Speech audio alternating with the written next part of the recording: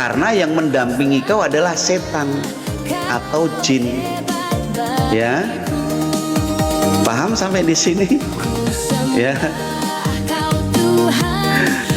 Saya jujur ya, saya tidak ingin sebenarnya membahas Bani Tiwul, tapi karena Bani Tiwul ini menulis sesuatu, makanya saya kembalikan. Coba kau belajar, unta menurut imanmu itu tercipta dari apa? Klik aja di YouTube, ya, klik di YouTube.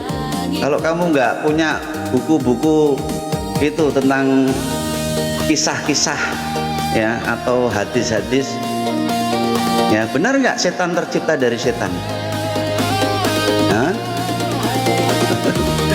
Makanya dalam iman kekristenan semua binatang itu ciptaan Tuhan, ya, di situ. Nah, jadi kasihan ya. Oke, ntar ya. Saya carikan dulu. Ini ada video iklan dulu ya, Teman-teman harap bersabar, kita dipahamkan ya. Coba ini apa ini? Edis menggiring opini apa? Ini ada teman yang kirim. Kemarin kan saya sudah bilang. Aku nggak mau bahas sama Fa'idha temennya. rakibtumuha.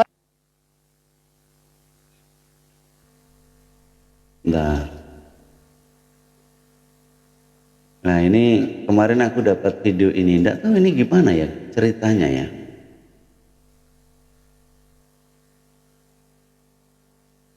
Tentang perempuan yang sakit tidak diberi. Fa'idha Nih fikih lagi dia 4 mazhab, Syafi'i, Hanafi, Maliki, Hambali. Di fikih mazhabul arba'ah jilid 4 ada, saya punya kitabnya. Apabila Ini Profesor perempuan Doktor itu sakit, maka Buya suami Sakto. tidak wajib memberi nafkah. Setuju nggak? Sampai berobat pun tidak wajib membelikan obat-obatannya. Alasannya Pak, karena barangnya nggak bisa dipakai. Nih fikih lagi dia 4 mazhab, Syafi'i, Hanafi, Maliki, Hambali.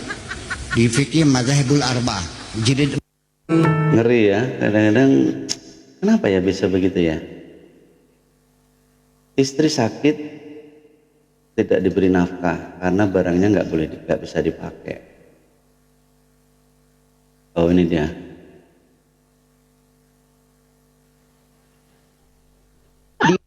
Islam ada. Kalaulah Muhammad itu sebenarnya wujud Allah, maka Muhammad itu tiada lain adalah Allah. Kalaulah Muhammad itu tiada lain adalah Allah, maka sesungguhnya Muhammad itu yang Allah itu. Muhammad itu juga yang bernama Allah. Allah namanya Muhammad wujud. Ini saya hanya melihat Bukan Muhammad jadi video-video Allah. dari saudara Allah itu kita cuma yang nama. botol ya. Wujudnya itu adalah Muhammad rupanya Jadi insan itu sebenarnya Muhammad. Muhammad itu sebenarnya wujud Allah. Wujud Allah. Asa. Ini asa. Oke. Ini kalau dibahas panjang. Makanya kadang inilah yang dulu ya.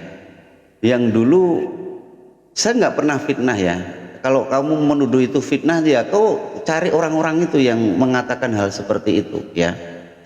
Dan ini salah satu yang membuat saya waktu di sana dulu, karena terlalu banyaknya pemahaman-pemahaman yang nggak benar, dan saya melakukan satu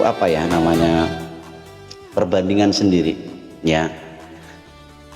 Saya menemukan banyak hal yang tidak bisa saya terima ya. Karena sebenarnya Nabi Muhammad sendiri pada awalnya dia ingin membebaskan bangsa Arab itu tidak menyembah berhala ya. Awalnya kalau kita lihat dari sejarah. Tetapi kenapa tiba-tiba kembali mereka diperintahkan untuk menyembah Tuhan negeri Mekah, pemilik rumah Ka'bah, sesuai Semut 91 ya. Terus tentang ritual haji misalnya ya kan, coba dipikirkan dulu. Makanya saya tuh inginnya begini loh, Karena yang kamu sembah itu berbeda dengan Elohim yang kami sembah, Elohim Abraham, Ishak dan Yakub, ya. Sedangkan yang kau sembah adalah tiada Tuhan selain Allah, bukan Allah ya, Allah, yaitu Tuhan negeri Mekah, pemilik rumah Ka'bah. Ya, itu ada juga dalam surat Al-Quraisy. Nah, kalau sudah tidak sama, kenapa kamu harus menyamanyamakan?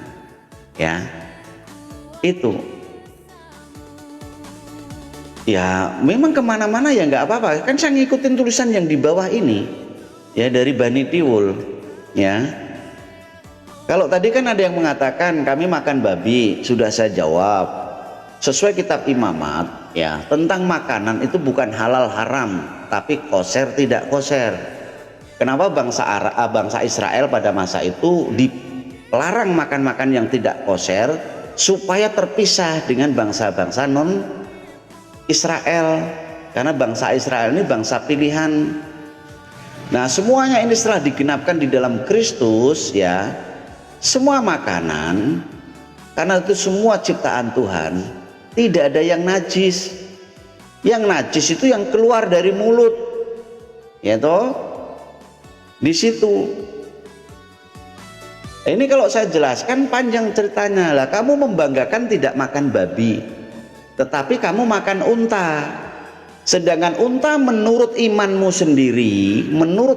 sendiri, banyak ayat, banyak hadis, unta tercipta dari setan. Jadi saat kau makan unta, berarti kau makan setan. Parahnya lagi, kau minum kencing unta, berarti kau minum kencing setan. Kan begitu. Ini kalau saya pakai logika yang kamu pakai, ya toh, paham sampai di sini. Jadi saya hanya mengikuti cara berpikir Bani Tiwul, ya. Karena tadi udah saya sampaikan, komal saya ini komal iman kekristenan. Kalau Anda beda iman, boleh nonton, nggak suka lewatin, jangan nulis yang aneh-aneh. Begitu Anda menulis yang aneh-aneh, saya sebagai host, sebagai pemilik komal punya hak, ya, untuk menanggapi. Nah, daripada kamu menulis yang jelek-jelek, silahkan naik, kenalkan Tuhanmu. Komal saya bukan komal perdebatan. Naik satu ayat 5 menit, saya akan diam mendengar. Yang penting kau tanpa menghujat, tanpa menghina iman orang lain, tapi jelaskan kitabmu, siapa Tuhanmu, sesuai dengan surat Semut 91 dan surat Al-Quraisy. Itulah Tuhanmu. Yang kedua, tentang karakter Tuhanmu, ya, Lebah 93. Ya, kalau nggak tahu Lebah, Anakhel, ya toh, silahkan naik, ya silahkan naik. Saya tunggu sebelum saya lanjutkan. Passwordnya 3 ayat. Semut 91, Lebah 93, Maryam 83. Tinggal kau pilih. Atau 3 ayat itu mau kau jabarkan, 1 ayat 5 menit, silahkan, saya tunggu. Ya, biar lebih dari 135 pasang mata memandang, tahu siapa Tuhanmu. Silahkan, kalau Anda merasa hebat tentang agama, ya, silahkan, ya, silahkan naik, jelaskan siapa Tuhanmu. Passwordnya 3 ayat itu, ya, passwordnya 3 ayat itu. Ini saya belum, nanti saya nyuruh kamu bicara tentang surat At-Tahrim 1-5 atau surat Al-Kahfi. Wah, kamu nanti akan cari asbabun nuzulnya bingung. 3 ayat itu aja yang simple, ya, yang begitu clear, ya, di situ, ya, daripada Anda bingung. Kenalkan siapa Tuhanmu itu loh, ya. Semut 91, Lebah 93, Maryam 83. Saya tunggu, ya, sebelum saya lanjutkan, ya. Nggak ada yang berani naik, ya. Aku makanya aku nggak mau menafsir, ya. Aku nggak mau menafsir, ya, karena di situ tertulis kalian hanya diperintahkan menyembah Tuhan negeri Mekah, pemilik rumah Ka'bah. Lah, itulah Tuhanmu, jelaskan sesuai surat Semut tadi. Semut tahu nggak? Anamel. Ini saya belum bicara surat sapi betina loh, yang panjang kamu nggak akan bisa jawab. Atau surat At-Tahrim, ya, atau tentang kuda berperang, Ya. Itu. Jadi silakan naik. Ya. Silakan naik. Saya tunggu sebelum saya lanjutkan. Lumayan loh kamu bisa open camp di sini, ya, bisa khotbah ya dengan bahasa yang santun ya. Supaya siapa tahu nanti keluar dari sini kamu jadi ustadz ya, misalnya auzubillahi minasyaitonirrajim yang enak suaranya biar pendengar kamu itu mantap. Nanti pakai bahasa alunannya yang enak. Bismillahirrahmanirrahim. Pokoknya yang enak gitu loh suaranya. Ya, terus nanti bacakan ayatnya artinya. Ya, seperti itu. Jadi kayak khotbahnya Zainuddin MZ misalnya, siapapun lah ya yang jadi idola kamu. Ayat itu terus kamu jabarkan. Loh enak toh, komal saya loh. Kamu cari aja teman-teman ya, sahabat percaya dimanapun berada. Cari komal seperti komal saya ada nggak yang memberikan peluang untuk lintas iman naik memperkenalkan Tuhannya. Selain komal saya nggak ada. Dalam setahun saya membuka komal ini baru 2 orang yang berani naik memperkenalkan Tuhannya.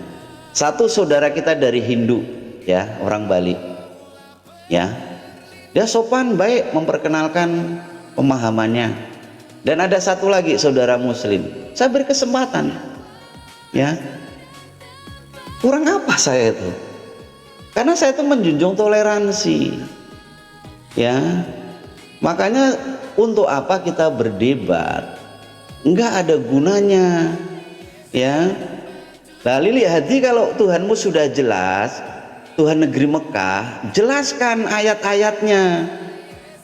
Jadi kalau bicara di sini pakai ayat, makanya dasarnya Tuhan yang kau sembah. Satu saya kasih tahu, An-Naml 91 atau surat Semut 91 dan surat Al-Quraish. Ya. Karena di dalam kitabmu tidak ada satu ayat pun ya Allah itu memperkenalkan dirinya. Dan bahkan tidak ada satu ayat pun bicara langsung dengan nabimu. Ya.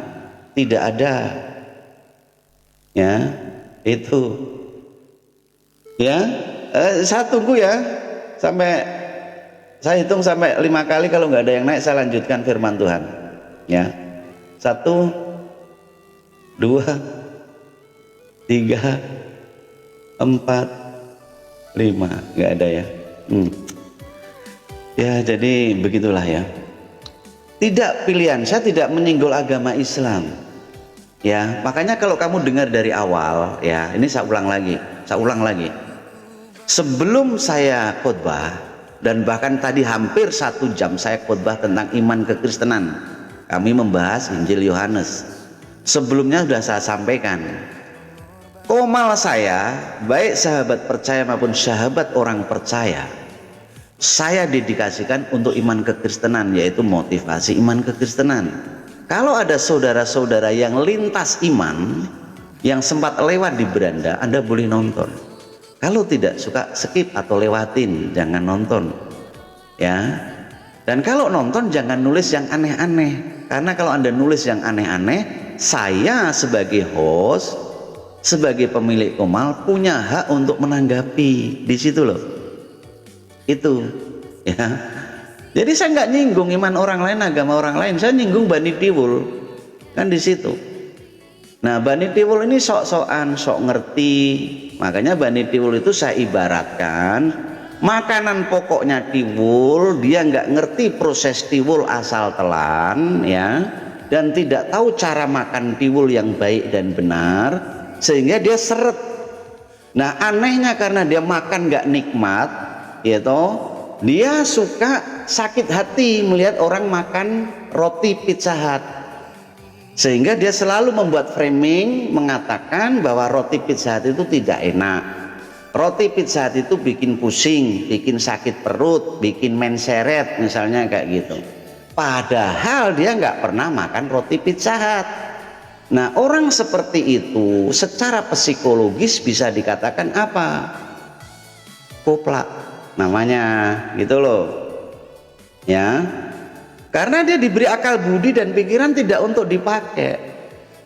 Nah saya bisa membahas tiwul karena dulu saya pernah makan tiwul Ya, sudah saya proses seperti apa, dari mana tiwul itu sudah saya selidiki, ya, dan bahkan sudah saya bikin proses bukan hanya tiwul menjadi getuk lindri, gitu, menjadi getuk goreng, ya tetap saja saya seret, ya, di situ. Makanya saya bisa bicara tentang tiwul karena saya dulu makan tiwul. Dan saya pelajari tiwul di situ loh. Nah ini kalau yang paham tentang analogi ya nanda, kecuali yang SDM-nya rendah ya nggak paham. Oke, kita lanjut ya teman-teman, sahabat percaya dan sahabat orang percaya dimanapun berada. Tadi kita sudah sampai tentang makna teologis.